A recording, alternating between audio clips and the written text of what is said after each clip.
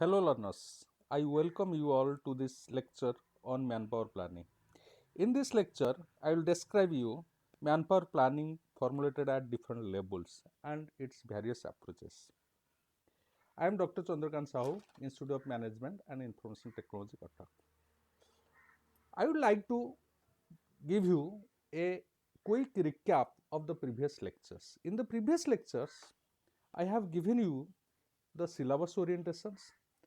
I have also discussed the manpower planning concept and objectives, various activities relating to manpower planning, the role of HR departments in manpower planning. In these sessions, we will cover two things. One is levels of manpower planning formulated at different levels and its various approaches. So, broadly speaking, manpower planning is formulated at two levels. One is macro, another is micro. Basically, if you talk of micro level planning is something that is called organizational level planning. Okay, HR plays a very significant role at this level. But here, macro level planning means it is beyond organizations. Okay, so it can be at the international level, it can be at the national level, government level. Okay, it can be at the state government level or central government level.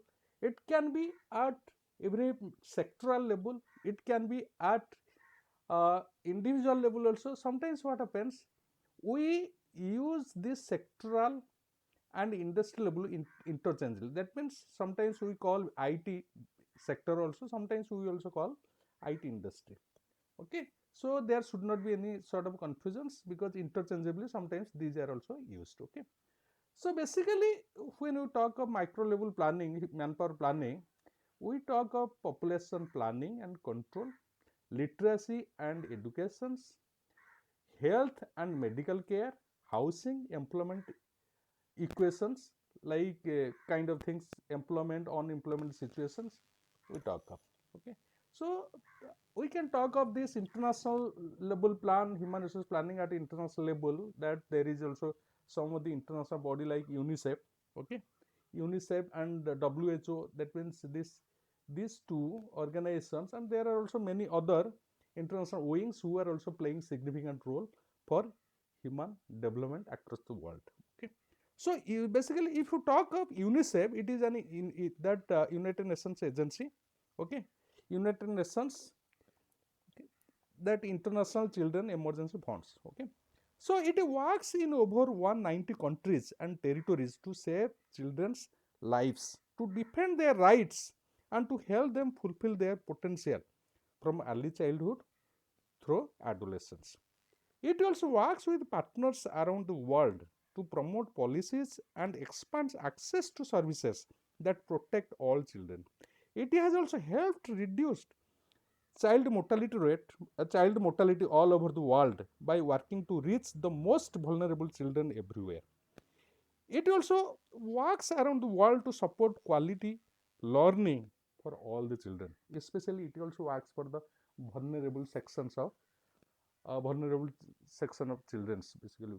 So similarly, if you talk of this WHO, that World Health Organization also, it is also one United Nations agency. It is a specialized agency of the United Nations responsible for international public health. Its broad mandate includes advocating for universal health care, monitoring public health risk, coordinating responses to health emergencies, and promoting human health and well-being. It has also played significant role in basically it has played a leading role in several public health achievements, most notably the eradications of the eradication of smallpox, the near eradications of polio, development of an Ebola vaccines. Okay, and currently, as you know, that it is also working for the development of COVID-19 vaccines, basically. And if you see, this is international level plan. Basically, international bodies, there are certain bodies who work for the human resource development across the world. Okay, so next we can talk of state government or that central government level. This is also, there is also Minister of HRD, Government of India, take for example, it has also.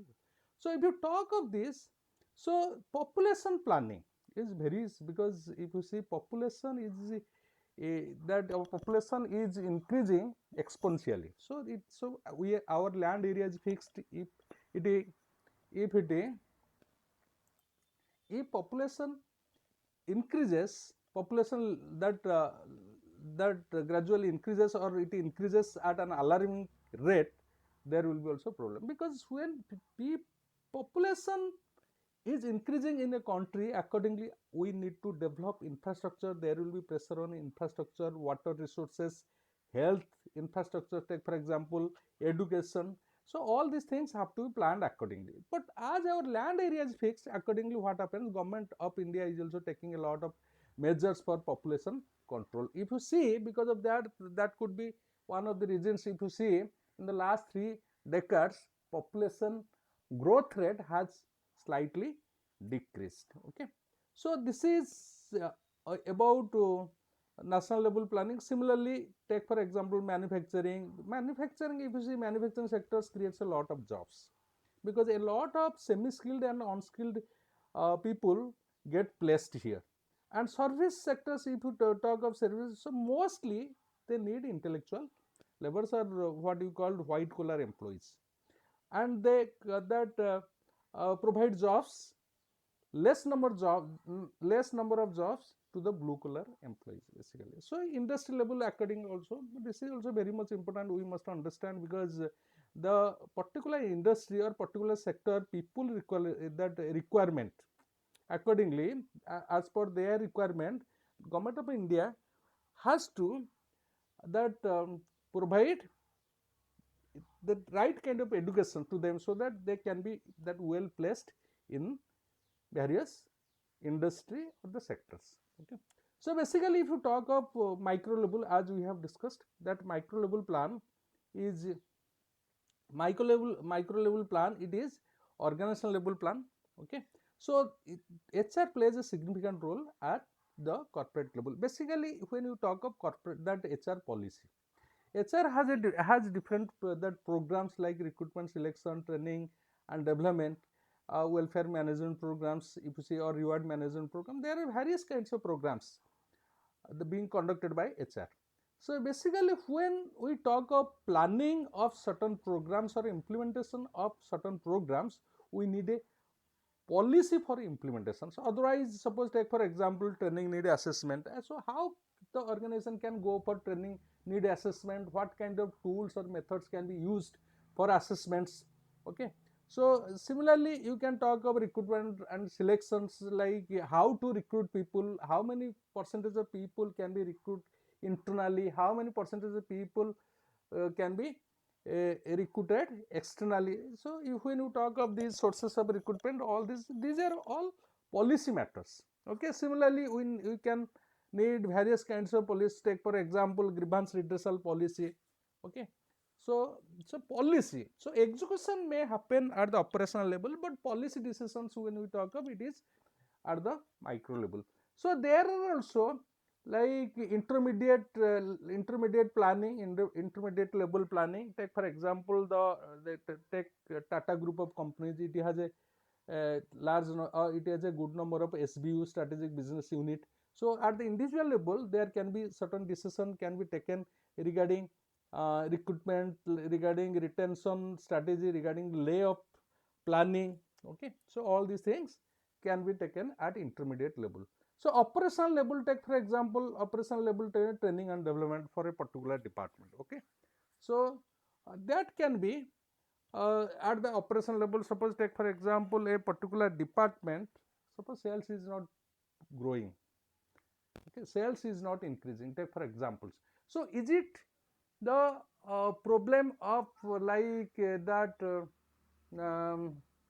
the sales, or it is the problem of quality control, quality check department kind of thing? So we have to look into that accordingly. If there is really need for training and development, so a training program may be designed. So basically grassroots level this can happen. Okay, so day to day activities like sometimes planning for short term activities like grievance redressal, like all these things can happen Okay, so planning short term activities also that can happen at the macro level.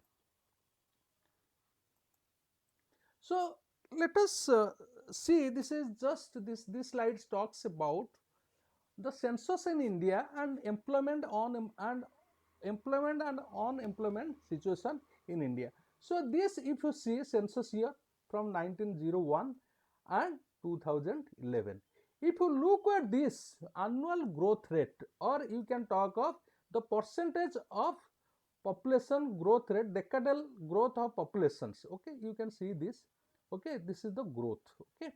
So in the year 1911, 5.75, so then it is decreased, then increased, slightly decreased, then increased, then increased up to 1991, then slightly decreased. Now it is in the year 2011. If you see what are the reasons for this, government has taken some of the that initiatives for that, because population awareness nowadays, if you see many of the families, they are restricting, many of the couples are restricting to single child or two childs, okay, they are not that having more than two children, if you see, okay. So there are certain kind of, if you see, there are certain kind of awareness among the people because of government initiatives, and it can be at the even Anganwadi level, or basically this is health department has taken, that's the reasons, if you see, because that's the reason, if you see, there is that decline in the growth rate, okay. So that is indeed a good sign, okay. So if you see this this one literacy level in India from 1951 to 2011, okay.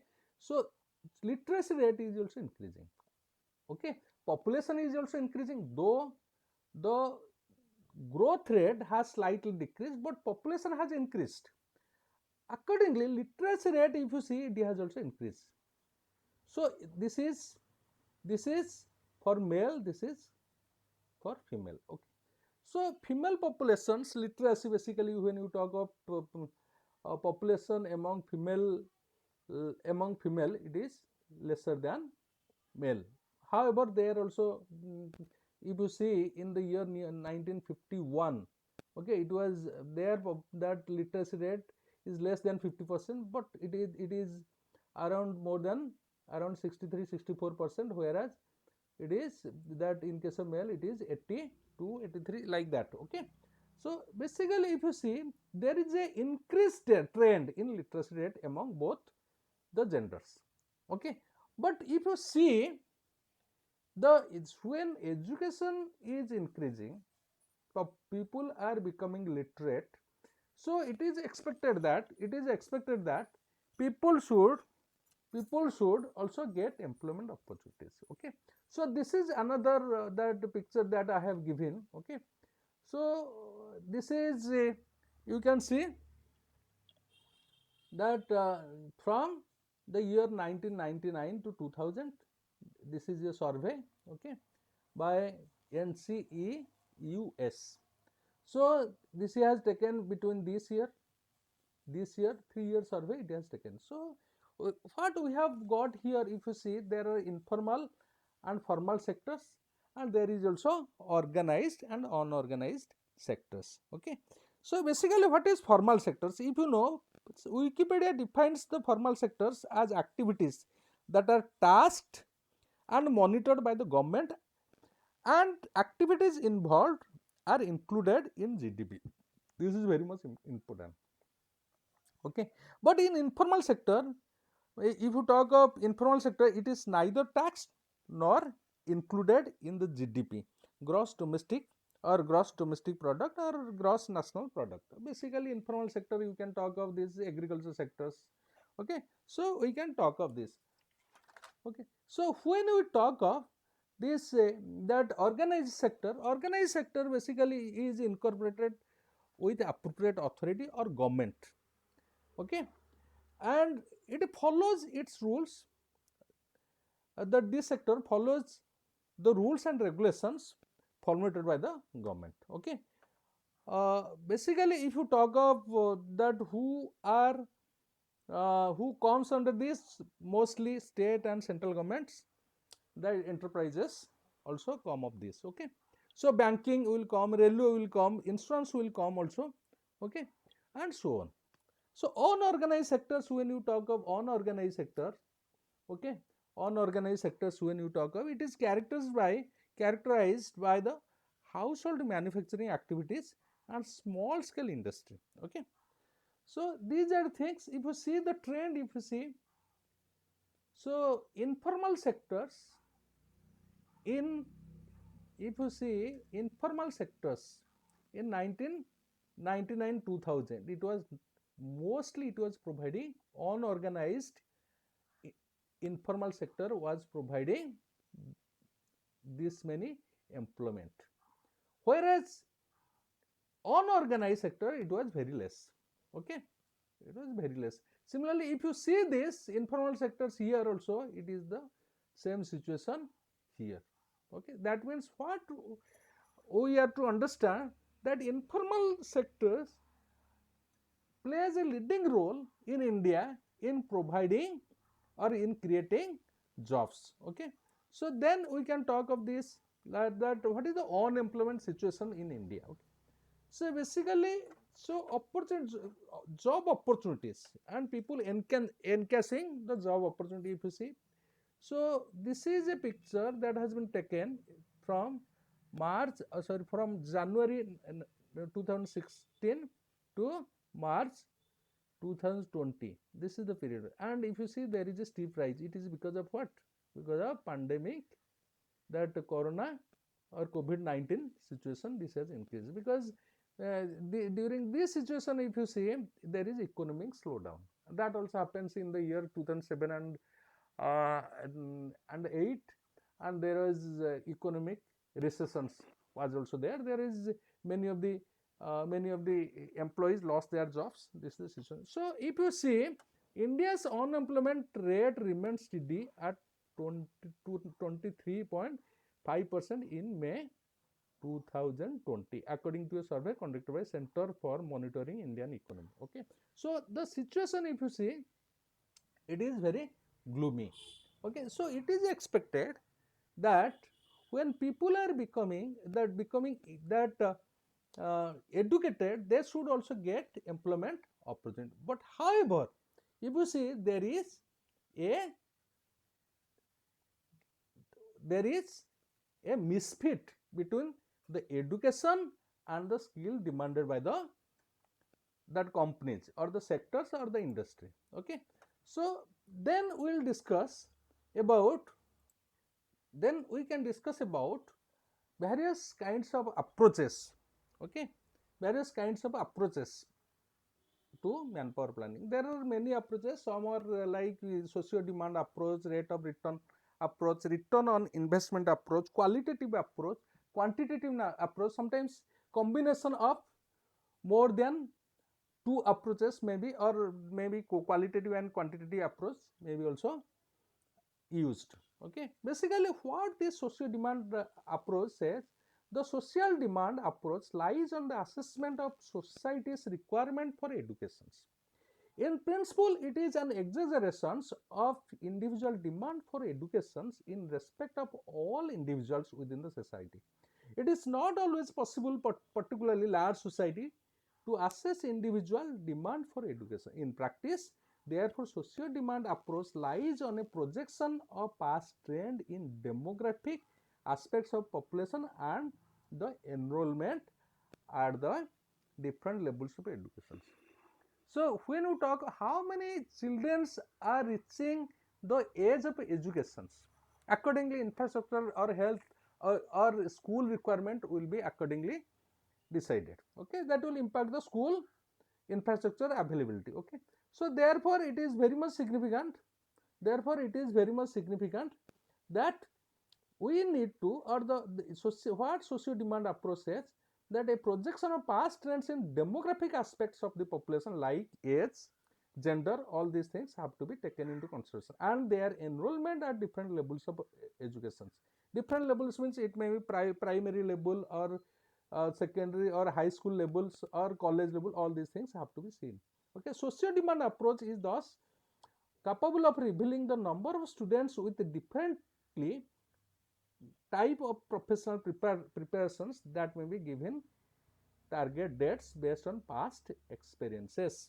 Projection of social demand for educations are contingent upon given levels. So income of educated people, taste and reference of household for education, demographic characteristics such as fertility and mortality, direct cost, what is the cost of education, okay, students grants, so whether students are getting scholarship or not, okay, all these things are also that directly affect, okay, and existing standard of admissions to various levels of education, okay. So basically there are certain critics, many critics also criticize that socio or social demand approach is not the appropriate kind of approach to human resource planning.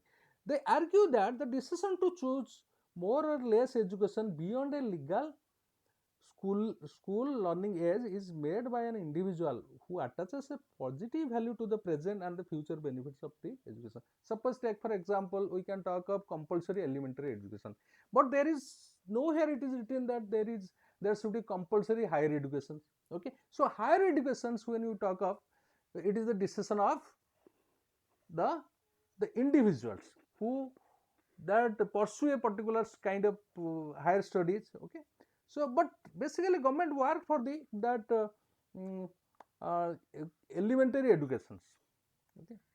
So similarly aggregate of individual demand for educations which is constructed, the social demand for educations should then be based exaggerate of individual's assessment of benefits of, so there is a kind of, it's we call it cost benefits analysis or CV analysis. So people or individuals will invest on educations if they feel that that will give them expected returns, okay. So that gives birth to, if you see, that gives birth to the that this approach, rate of return approach, okay. Basically what it looks for, looks upon education as a contributor to productivity, and this sense it is expected to facilitate investment decisions in educations whether or not the student should undergo. Understood? So this is very much important. Education as a means or as a contributor to productivity, okay. So therefore if you see, uh, there are some of the courses that are trending now, okay. With the rise of industry 4.0, if you see, there are some of the courses like analytics, data science, artificial intelligence, machine learning, robotics, all these are trending because there are a lot of job opportunities, okay. So therefore many of the that learners are investing in these courses now. So this manpower requirement approach we have discussed, because it is just it is that views that this is education as an investment. So what are the basic steps? So anticipating the direction and magnitude of development of each sectors. So what are the job availability in different sectors of the economy? This is important. Evolving norms of employing manpower in individual sector, keeping in the view, okay, of technological options. Technology is also playing a commendable role, okay. So technological, whether technology jobs are more, translating the, and technology jobs are more present as well as future, okay, for each sector of the economy, translating the physical targets for the development of each individual sector into the manpower requirement using the sector specific manpower norms, okay. This is also the government should, this should also that not only government, individual government should also look into accordingly. It should develop the infrastructure so that citizens can access to those courses, okay? This is also very much important. So estimating the educational equivalent of the manpower requirement, analyzing the implication of estimates of educated manpower requirement for the educational route, okay. So there are other two that approaches, we can call it quantitative and qualitative. Quantitative that it is basically, this approach is a number game, it is top down, okay. That means So decisions are taken at the board level, top level, okay. But qualitative that approach when you talk of, it is more concerned with bottom up, okay. Basically it is that quantitative approach is based on the analysis of human resource management information system, HRIS, and HR inventory level. On the basis of information provided by HRIS, the demand for manpower is forecasted using different quantitative tools and techniques such as trend analysis, mathematical models, economic models, market analysis, and so on. So we will also discuss all this when we discuss about manpower forecasting. The focus of this approach is to forecast human resource surplus and shortages in an organization. In this approach, major role is played by top management. Okay. So basically quantitative approach focuses on individual employees' concerns. It is concerned with matching organizational needs with employee needs. Moreover, it focuses on employees' training and development and creativity. So similarly, compensation, incentives, employee safety, welfare, motivations and promotion, etc. are the primary concern of this approach. In this approach, major role is played by the lower level employees.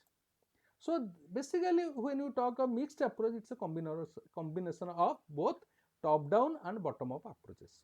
Okay. In fact, the effort is made to balance the antagonism between employees and the management. Hence, it tends to produce the best result that ever produced by either of the methods. Moreover, it is also regarded as management by objectives. What Peter Drucker tells about that appraisal by results. It's a goal setting process where both management or the subordinates and supervisors sit together to decide on the departmental goals or and individual goals. Okay, so there is a equal participation of each level of the organizations. Okay, so thank you very much for the session today. So before that ending, I would like to have a quick recap what we have discussed. We have discussed in these sessions two things. We have discussed. We discussed about the labels, labels of manpower planning formulated at different levels. If you talk, so then we discuss another elements of manpower planning, that is called approaches to manpower planning.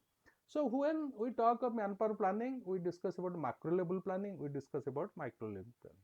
Macro level planning can be at like international levels like UNICEF and WHO, how they are working for the whole global community for human development. Okay, so there can be also national level planning, state level planning, like Government of India is also having plans, like it is doing census, population planning, all these things for basically for the development of that citizens and children, if you see.